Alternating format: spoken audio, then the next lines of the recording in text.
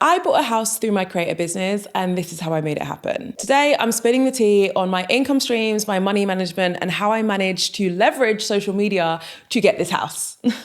By the way, this video is sponsored by Tide Business, more on them later. Before we dive in with the juicy stuff, it is worth flagging that if you want to see a full house tour, I'm going to share one in my YouTube community. You just hit the join button below and you're able to get access to exclusive content. So you can go and check that out. So let's just dive into the juicy stuff, which is my income streams and how I managed to grow them to the point where we could afford this house. You'll notice sometimes I say I bought this house and sometimes I say we. It's just because I bought it with my husband, obviously. So there's two incomes. It wasn't just all me, but also you guys don't know my husband, so it feels weird saying we. Anyway, this business is a big reason why we were able to afford this house and move out of our 1-bedroom flat. Essentially what I've always done from day one, so from about 4.5 years ago, is I've tried to use social media to create multiple streams of income. It was the decision to create multiple streams of income which allowed me to quit my job within 6 months of uploading my first YouTube video, but also allowed me to save enough money to not only get a house, but also pay for a wedding, invest, etc. Now, the income streams that I currently have, because I know that's what you're thinking, include brand partnerships. I'm not going to give you the exact numbers because they vary from year to year, but every year I could earn anything between 150 and 250,000 pounds.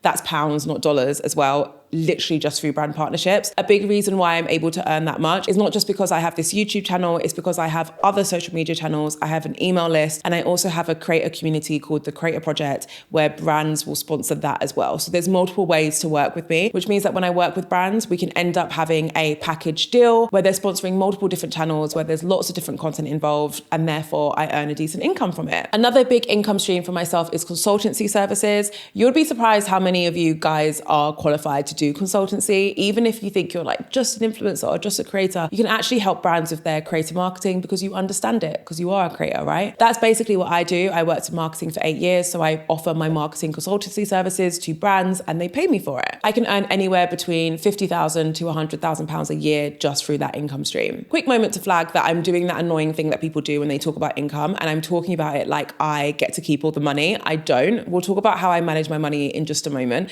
but please keep in mind that when I'm saying these figures, it's how much my business makes. I have a team, I have to pay taxes, I have a lot of expenses, so I don't just like pocket hundreds of thousands of pounds as much as I would love to. I also have a creator community, which I mentioned, which involves a membership where people pay a monthly cost in order to get access to a private community, in addition to loads of educational resources and also my help. And then lastly, I have digital products as well, where you can purchase courses or classes or anything like that from me. So all of those income streams together has allowed me to create a business that generates multiple 6 figures every single year. Now for the bit that I feel like people don't talk about enough, which is how they actually pay themselves. I'm going to be completely honest in this section and say that I don't have a standard amount that I pay myself every single month. It actually varies depending on how the business is doing, and also varies depending on what's going on in my life, like what stage of life that I'm in. For example, right now, I probably pay myself the smallest amount that I've ever paid myself in the history of my business. And that's because for the last few years, we've been saving for things like a wedding,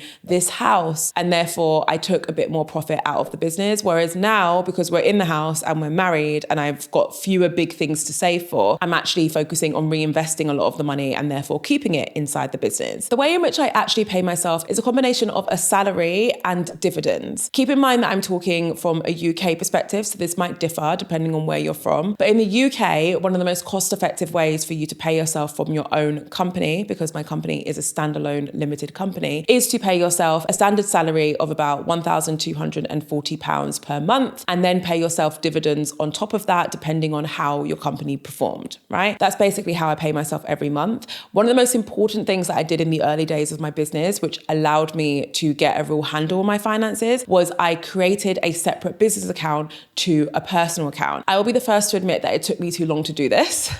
But I eventually made that decision and it radically changed how I could manage my money. If you do not have a separate business account to your personal account, it is going to be very difficult for you to figure out how much money you can actually pay yourself every month, because you simply won't know how much of that money in the account is yours versus the business's. And if you've set yourself up as a separate company, that's going to cause so many problems when it comes to things like filing your taxes. Since we're on the topic of money management, I feel like this is the perfect time to talk to you about Tide Business. Now, I have had 2 Tide accounts. I have a current current account and a savings account through Tide, and I've had them for years. The Tide business savings account is amazing because it allows me to earn interest on the money that's just sitting in my business that I'm not going to use or spend yet. For example, things like my emergency fund. It allows me to actually earn an interest on that money rather than just letting it sit and rot.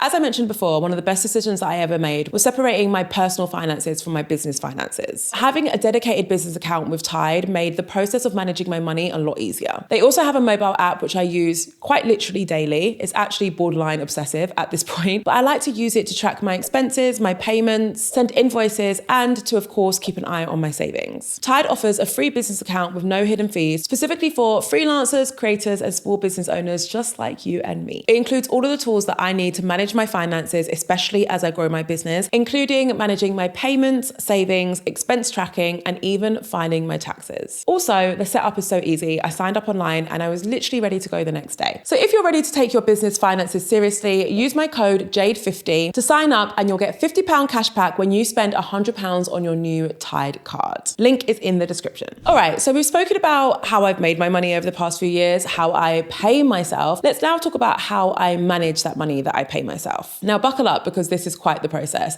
I actually reckon I spend about 1 to 2 hours every single month paying myself and managing my money. And that's not even counting like managing my business money that month. In all honesty, on payday, I probably spend about 4 to 5 hours updating spreadsheets and like moving money around.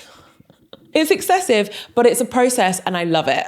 So at the end of every month, I reconcile my business accounts. That involves me doing a few things such as reviewing how much money my business has made that month, moving money into different places. For example, if I'm going to save a certain amount of money that month, I'll move it into my Tide savings account. I also have separate pots for things like tax. In the UK, we pay corporation tax and many businesses also pay VAT tax. So I'll move money around so that that's been separated as well. I'll also spend some time paying my team and settling any outstanding payments that need to go out. Once I've done all of that, which is what I count as reconciliation, right? Once I've done all of that, I will clearly see a number in my business bank account, which will reflect how much money I actually have left that month. So I'll clearly see that I've got £5,000, £10,000, however much. After I've already saved all the money that I need to save, I will see how much is left, right? I will then look at that amount and decide how much I'm going to pay myself. And then I will transfer myself my pay. I don't usually pay myself that full amount. I don't just like clear the bank account and then go on a jolly, but I will pay myself a portion of that. And then whatever's left over, I'll usually give to charity. So that is the business money done. So from that point onwards, the business has been reconciled. It's good to go. It's ready for another month. Now I've got to sort out the money that I've just paid myself. Now, when it comes to how I manage my money, I usually put it into a few different pots. So I've got my spending money every single month, which includes things like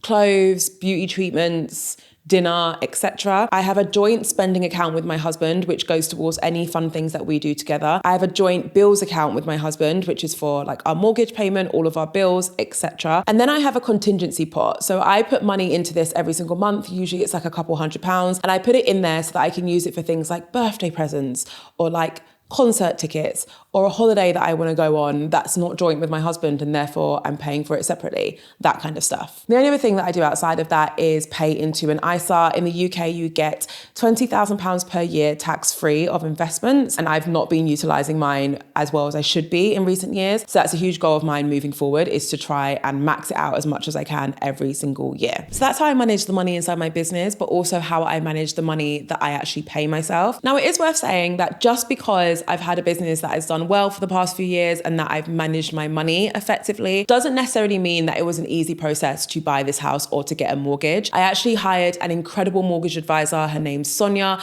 I will put a link to her business in the description. If you are in the UK and you need help with a mortgage, I cannot recommend Sonia enough. She's incredible, right? It was especially useful to hire a mortgage advisor for myself and Jamie because even though Jamie has a stable, normal salaried job, a lot of mortgages don't like to lend to self-employed people. So I actually started speaking to Sonia about a mortgage 3 years ago This is how long we've been trying to do this process for. We started talking to her about a mortgage 3 years ago. She then worked with me to make sure that the way I was managing my money and the way that I was keeping my business accounts would set me up for the best possible result when I was ready to apply for a mortgage. And then about 2 years ago, when we put our flat on the market, because yes, it took us 2 years to sell our flat, that's a story for another time, I was then ready and my bank accounts were ready and everything was in good shape. And therefore, when it came time for me to apply for a mortgage, it wasn't actually that difficult and we were able to get a great mortgage provider at a decent rate. If you are someone who wants to earn money through social media and leverage that to buy a house one day, here are a few things that I really want you to consider because it really helped us. The first is to think critically about what you can actually afford.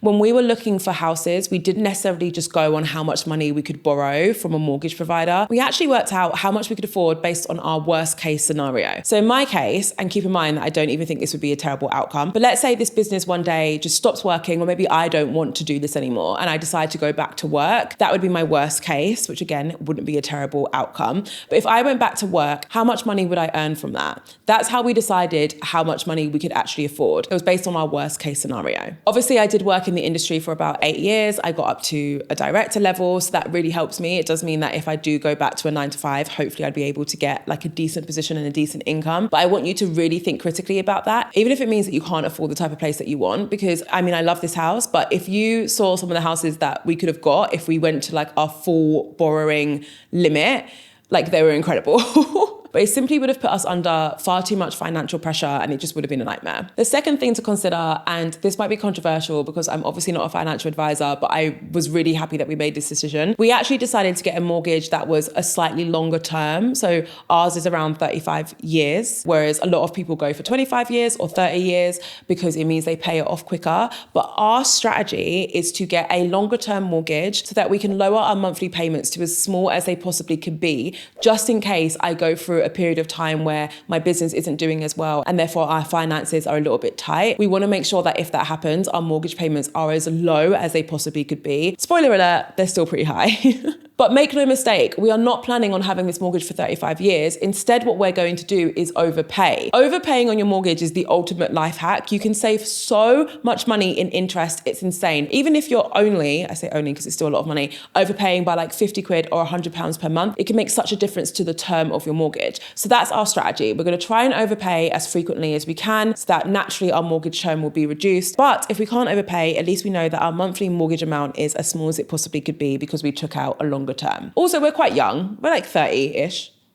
Got ages. We can pay a mortgage for 35 years, don't matter. Okay, guys, that is a little snapshot into my finances and also a sneak peek into my new home. Do not forget to use my code JADE50 when you sign up for a Tide business account. It will allow you to get £50 cash back when you spend your first £100 using your Tide card. The link is in my description. If you feel like hanging around, I recommend watching this video. It's all about the top mistakes that creators are making. I'm going to need you to watch this because it's very important and I'm pretty sure you're making at least one of these mistakes. Thank you so much for watching as always. I can't wait to see you in my next video.